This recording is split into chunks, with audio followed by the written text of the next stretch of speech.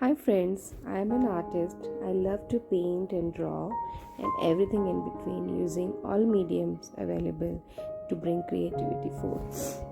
So today we are painting a beautiful bell from Indian temples. You may have often seen these bells at the entrance of temple and it primarily serves two purposes. Deeply rooted in Indian heritage, it calls for the attention of the god. So when you enter a temple and you ring the bell, it basically announces two things. It tells the god that you are there for his divine blessings, and at the same time, the sound of the bell creates a sensation in your mind and basically moves you into the energy of the temple, and you kind of let go of the things that you came with from the world itself. So, in essence, it's bring extremely calm and positive vibes when rung. And in Indian culture, it is very much, easy to hear these temple bells going on and about, even during the day and early morning or evenings. It is pretty common to hear them. So now I've taken this as a subject and I've tried to bring that bell in life in terms of painting through the colors.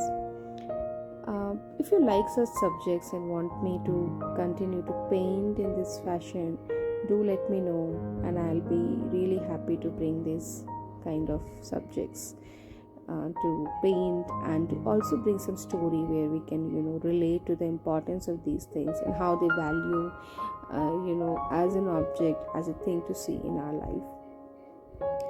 Okay, now moving on with this painting, you would have seen that how gradually I'm building up the layers, right?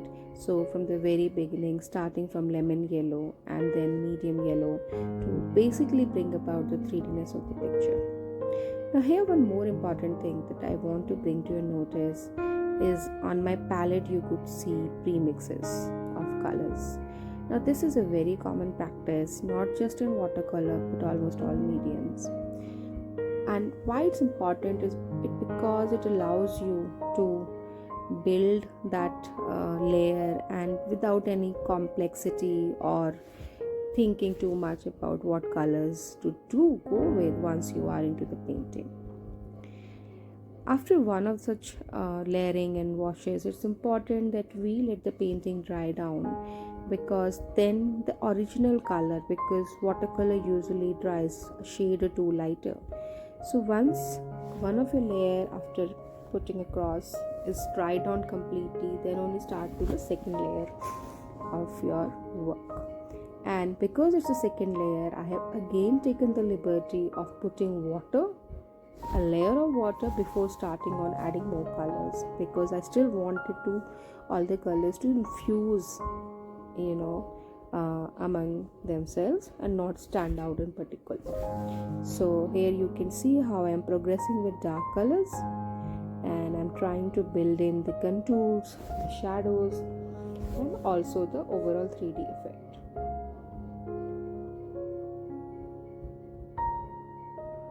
Always keep two tubs of water or glasses of water, so that when you have to handle the lighter part, you can always go for a cleaner water, and which is not mixed or used or pre-mixed with any brush washes or anything. So that's a good thing to have on your table while you are painting. Okay, now here you can see that I have moved on to the upper part of the bell, and it will follow the same recipe of going in with lighter shades and then building over it. Once again, I'm back to the body of the bell and again trying to build up the layers.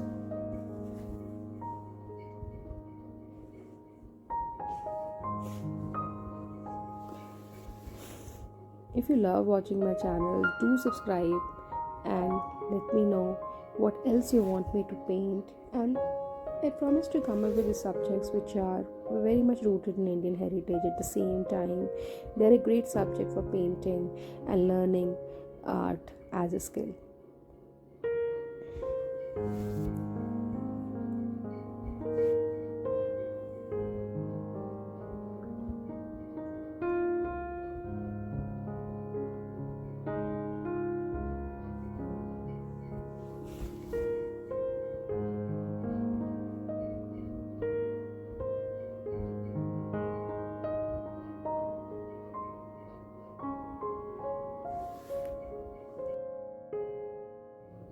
I continue to build layers here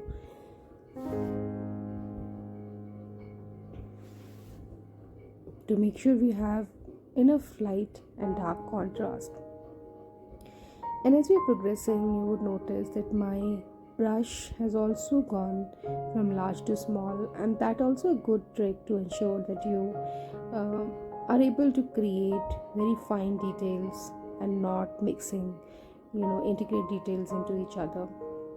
Now, as a last step, I am building upon the background, and for that I have taken a very I would say 1 inch brush to basically cover the background with a very thin layer of water.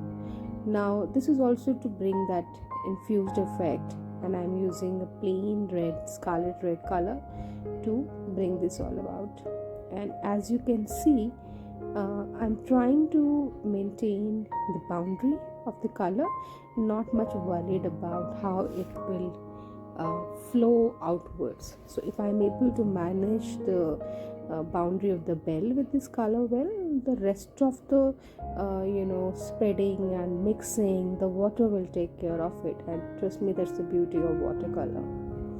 And as we are progressing, it is all coming together. Now, to bring more depth to the painting, it's important that we add some of the darker shades as well, and that to an area which is lighter in color. So again, we are creating a contrast, so to say. So if you see on the darker side, the red is used as light, while on the lighter side you will see darker tones of red and brown being mixed.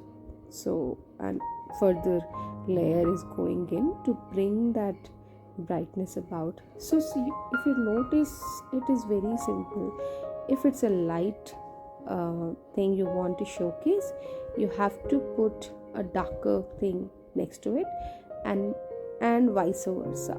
So when in a painting, you can decide on your own. You don't have to wait for some reference, or you don't have someone to tell you. Just take it as a very simple thumb rule, that to show the lighter parts you need a darker color, and to show the darker parts you need a lighter thing next to it, which could be a background, which could be another subjects, and things like that. Now we are coming close to finishing this beautiful painting, and as you can see, this has come out really well, and with small finer details we are good to go. Thank you so much for watching. I love painting for you, and very happy to come with another subject, and hope you are enjoying it. Do like and subscribe my channel, and looking forward to paint for you once again. Thank you so much. Love you guys. Bye.